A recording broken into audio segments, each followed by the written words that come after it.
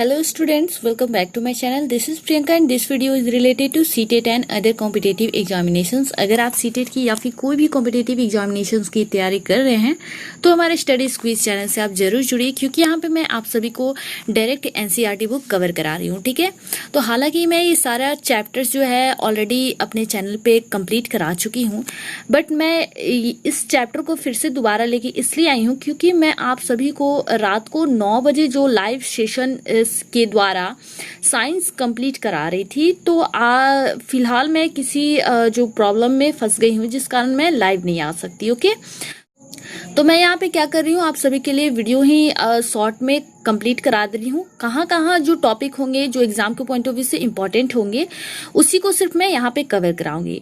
और ये आप सभी का क्या है, तो क्लास 6 का साइंस है, NCERT बुक क्लास 6 का साइंस है और ये चैप्टर 5 होगा। ओके, और 1 to 4 तक मैं चैप्टर कंप्लीट करा दी थी आप सभी को लाइव सेशन के द्वारा। तो आज मैं आप सभी को क्या कराऊंगी, शॉर्ट में ही इस चैप्टर को कंप्लीट कराऊंगी। ओके, तो इस चैप्टर का जो नाम है वो है पदार्थों का पृथक्करण। तो स्टार्टिंग में जो अभी आप देख रहे हैं एक दूसरे से पृथक्करण करेंगे, इसके बारे में यहाँ पे समझाया गया, लेकिन मुझे जो यहाँ पे लग रहा है ये कोई इम्पोर्टेंट नहीं है। हम चलेंगे डायरेक्ट यहाँ पे जहाँ से एग्जाम के पॉइंट ऑफ व्यू से इम्पोर्टेंट है। यहाँ पे आप देख सकते हो पृथक्करण की विधियां हैं, ये भी कोई इम्पोर्टेंट नहीं है। यहाँ पे आप हस्तचयन के बारे में देखोगे कि हस्तचयन क्या है। ओके, तो यहाँ पे आप डायरेक्ट इसका डिफिनेशन पाओगे। हस्तचयन यहाँ पे कह रहा है कि हस्तचयन की इस विधि का उपयोग गेहूं, चावल तथा दालों से कुछ बड़े मिट्टी के कणों, पत्थर और भूसे को पृथक करने के लिए किया जाता है। ऐसी अशुद्धियां की मात्रा प्रायः बहुत अधिक नहीं होती हैं। ऐसी स्थितियों में हस्तचयन द्वारा पदार्थों का पृथक्करण करना एक सुविधाजनक विधि कहलाती है। हस्तचयन मतलब हुआ जैसे आप चावल घर में पकाने के लिए लेते हो, उसमें कुछ थोड़े बहुत कंकड़ होते हैं, उसके धान बच जाते हैं, चावल के धान बच जाते हैं, तो आप क्या करते हो, उसे हाथों द्वारा ही चुन के उसे साइड कर देते हो। तो वही है हस्तचयन। देखो आप फिगर में यहाँ पे देख सकते हो, यहाँ पे अनाज से पत्थर के टुकड़ों का हस्तचयन, यानी ये जो व्यक्ति है ये आप कोई अनाज लिया है जिसमें थोड़े बहुत कंकड़ वगैरह होंगे, जिसे हाथ से चुन के उधर साइड में फेंक दे रहा है, तो यही आपका हस्तचयन आएगा। आई थिंक आप सभी को इतना समझ में आ गया होगा। अब नीचे आप देखिए यहाँ है थ्रेशिंग। थ्रेशिंग क्या होता है इसको भी जान लीजिएगा। सीटेट के एग्जाम के पॉइंट ऑफ व्यू से बहुत बहुत इंपॉर्टेंट होते हैं, क्योंकि वो इसी टाइप के क्वेश्चन पूछ लेता है जहां नॉर्मली हम सभी का ध्यान नहीं जाता है। ओके, तो थ्रेसिंग के बारे में समझ लीजिए। आपने खेत अथवा खलिहानों में गेहूं या चावल की सूखी डंडियों, ठीक है, जैसे सूखे पौधे के गट्ठर देखे होंगे। सूखे पौधों से अनाज को अलग करने से पहले धूप में सुखाया जाता है। प्रत्येक सूखे पौधे की डंडी पर अन्न कण लगे होते हैं। खेतों में रखे सैकड़ों गट्ठरों पर लगे अन्न कणों की संख्या की कल्पना कीजिए। ठीक है, किसान अन्न कणों को सूखे पौधों के इतने गट्ठरों से अनाज को कैसे पृथक करते हैं। आमों तथा अमरूदों को वृक्षों से तोड़ा जा सकता है, परंतु अन्न कण आमतौर पर अमरूदों की तुलना में बहुत छोटे होते हैं, इसलिए इनको इनकी डंडियों से तोड़ना असंभव होगा। अन्न कणों को उनकी डंडियों से कैसे पृथक किया जाता है। ठीक है, तो इसका आंसर आपको यहाँ से मिल रहा है। आप डायरेक्ट यहाँ से देखिए कि सूखे पौधों की डंडियों से अन्न कणों तथा अनाज को पृथक करने के प्रक्रम को थ्रेशिंग कहते हैं। ठीक है, यही आपको इतना नोट डाउन कर लेना है। इस प्रक्रम में डंडियों को पीटकर अन्न कणों को पृथक किया जाता है।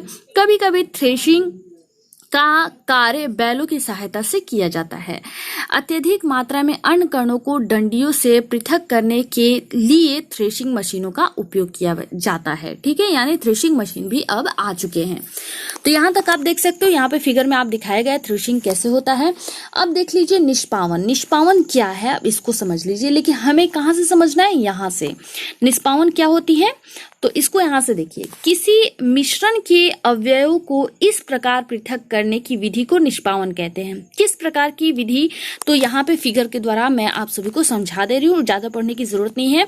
इसमें निष्पावन में क्या होता है कि कोई अनाज जो है उसमें भूसे होते हैं, तो भूसे को आप चुन के हाथ द्वारा या थ्रेशिंग द्वारा आप अलग नहीं कर सकते हो। तो इसमें क्या होता है, आप देख सकते हो यहाँ पे फिगर में कि एक जो ये लेडी है वो ऊंची जो है टेबल पे खड़ी हो गई है और इसे अनाज को जो है धीरे धीरे हवा में वो गिरा रही है। तो इससे क्या होता है, मोटे अनाज जो है नीचे गिर जाते हैं और जो बाकी भूसे वगैरह बच जाते हैं वो दूर गिर जाते हैं। ठीक है, तो ये है, देखिए हवा की दिशा इस प्रकार से जा रही है और सूप भी जो है सामने रखा गया है, जिससे ये हवा के द्वारा जितने भूसे हैं वो दूर गिर रहे हैं और अनाज जो है सीधे गिर रहे हैं। यही है आपका निष्पावन विधि। तो आगे भी पढ़ लीजिए इसमें कि निष्पावन का उपयोग पवनों और वायु के झोंकों द्वारा मिश्रण से भारी और हल्के अवयवों को पृथक करने के लिए किया जाता है। साधारणतः किसान इस विधि का उपयोग हल्के भूसों को भारी अनकणों से पृथक करने के लिए करते हैं। तो इतना ही स्क्रीनशॉट ले लीजिएगा, आपका काम हो जाएगा। अब मैं आगे बढ़ती हूँ, आगे देख लीजिए। अब आगे भी यहाँ पे एक टॉपिक मिल रहा है। यहाँ पे कह रहा है कि भूसे के हल्के कण पवन के साथ उड़कर दूर एकत्र हो जाते हैं, जबकि भारी अनकण पृथक होकर निष्पावन प्लेटफॉर्म के नजदीक एक ढेर बना लेते हैं।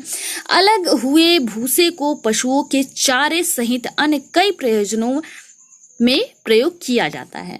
ठीक है, आप समझ गए होंगे बहुत अच्छी तरह से, आई होप।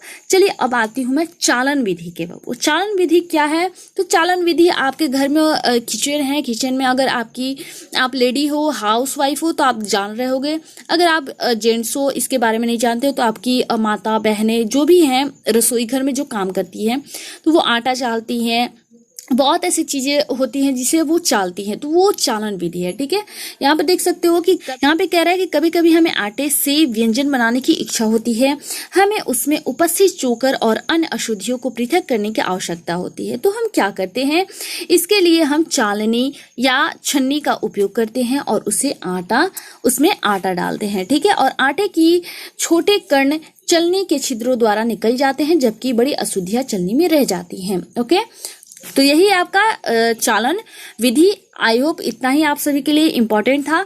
अब क्रियाकलाप 4 है, एक्टिविटी 4, इसमें कुछ नहीं आता है इम्पोर्टेंट। यहाँ पे देखिए अवसादन, निस्तारण और निस्यंदन क्या है, अब इसके बारे में जानते हैं, लेकिन यहाँ हमारे लिए इम्पोर्टेंट नहीं बन रहा है।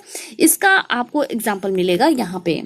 मिश्रण में जल मिलाने पर भारी अवयव के नीचे तली में बैठ जाने के प्रक्रम को अवसादन कहते हैं। यानी कोई मिश्रण अगर आप जल में मिला रहे हो, पानी में मिला रहे हो और वो जाके नीचे बैठ जा रहा है, तो वो अवसादन हो जाएगा। ठीक है, अवसादित मिश्रण को बिना हिलाए जल को मिट्टी सहित उड़ेलने की क्रिया को निस्तारण कहते हैं। क्या, तो अवसादित जो मिश्रण हो जाता है बिना हिलाए, आप उसे हिलाओगे नहीं बिल्कुल भी, और जल को मिट्टी सहित, ठीक है, उसमें जो मिट्टी सहित है जो उड़ेल दिया जाता है उसको निस्तारण कहा जाता है।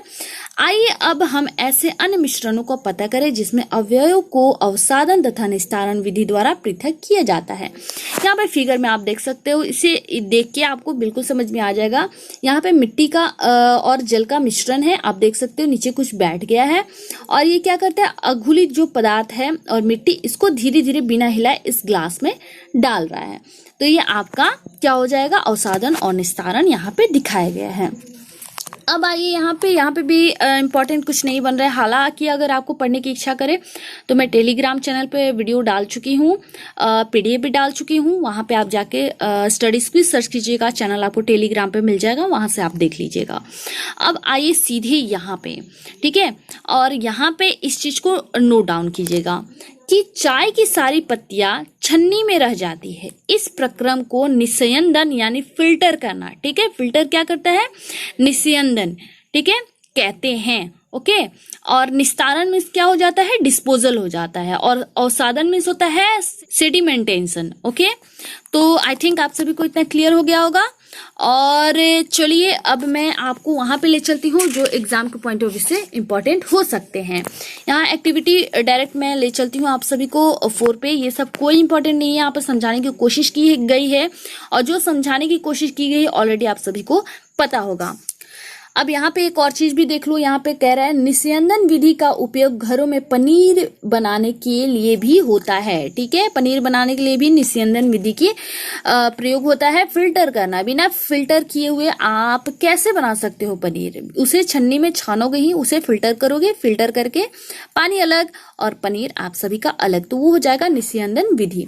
वाष्पन को देख लो, वाष्पन विधि में भी ये यहाँ पे दिया गया है, लेकिन हमारा इंपॉर्टेंट जो बन रहा है यहाँ पे देखिए वाष्पित किया जा रहा है, लेकिन इंपॉर्टेंट आपको यहाँ रहा है। ठीक है, तो इसको ही सिर्फ आपको नोट डाउन करना है कि जल को उसके वाष्प में परिवर्तित करने की प्रक्रिया को वाष्पन कहते हैं। यानी जल को जब आप उबालते और वाष्प में वो क्या होता है, बन के उड़ जाता है, तो वो आपका वाष्पन विधि हो जाता है।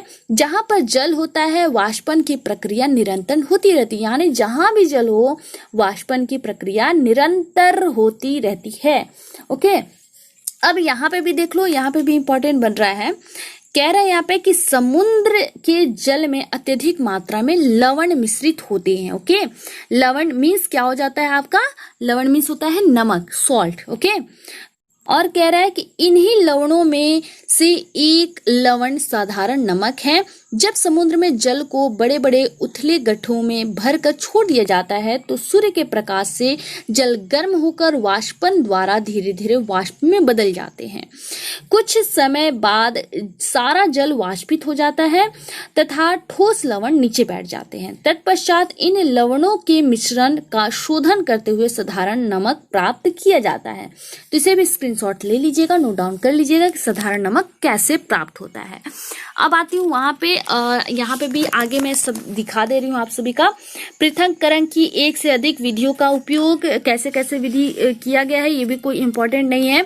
मैं आती हूँ आप सभी को क्रियाकलाप 8 पे, वहां पे हमारे लिए कुछ इंपॉर्टेंट बन रहा है। ठीक है, कह रहा है कि क्या जल किसी पदार्थ की कितनी मात्रा में भी घोल सकता है, तो ये इसको जानने के लिए यहाँ पे क्रियाकलाप देखना पड़ेगा। कह रहा है कि इस कार्य के लिए आपको एक बीकर अथवा ग्लास, 1 चम्मच नमक और जल की आवश्यकता होगी। आधा कप जल बीकर में उड़ेलिए, 1 चम्मच नमक इसमें डालकर तब तक विडोलिए, यानी हिलाते रहिए जब तक कि यह पूरी तरह से न घुल जाए। अब फिर 1 चम्मच नमक डालिए और भली भांति विडोलित कीजिए, यानी उसे मिश्रित कीजिए। ओके, इस प्रकार 1-1 चम्मच करके नमक मिलाते और विडोलित करते रहिए, नमक डालते रहिए और उसे हिलाते रहिए।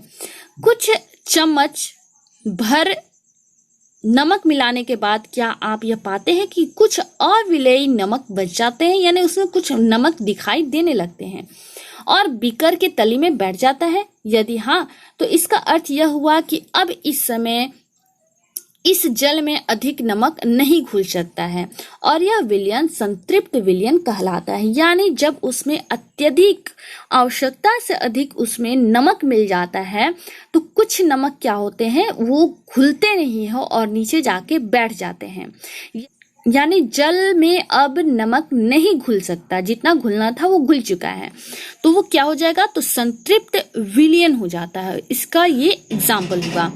अब यहाँ पे भी कुछ इंपॉर्टेंट नहीं बन रहे हैं, आप देख सकते हो, सब एग्जाम के पॉइंट ऑफ व्यू से इंपॉर्टेंट नहीं है।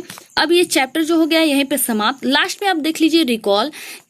हमने यह भी सीखा कि पदार्थ को द्रव में घोलने से विलयन बनता है। यदि विलयन में और पदार्थ न घुले तो उसे संतृप्त विलयन कहा जाता है। ये आपका एग्जाम्पल मिल गया यहाँ पे। ठीक है, प्रमुख शब्द थे, ये रिकॉल आ गया आपको, तो इसको आप स्क्रीनशॉट लेके पढ़ लीजिएगा।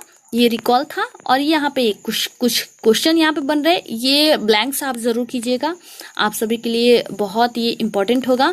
तो ये था आज का चैप्टर जो हो गया यहीं पे समाप्त। शॉर्ट में आप सभी को प्रोवाइड कराने की कोशिश की थी मैं। वीडियो अगर आप सभी को पसंद आया होगा प्लीज़ इसे लाइक शेयर कीजिएगा। चैनल पे अगर आप हमारे नए होंगे तो इसे सब्सक्राइब भी कर लीजिएगा। मैं फिर मिलूंगी नए वीडियो में नई जानकारी के साथ, तब तक के लिए धन्यवाद।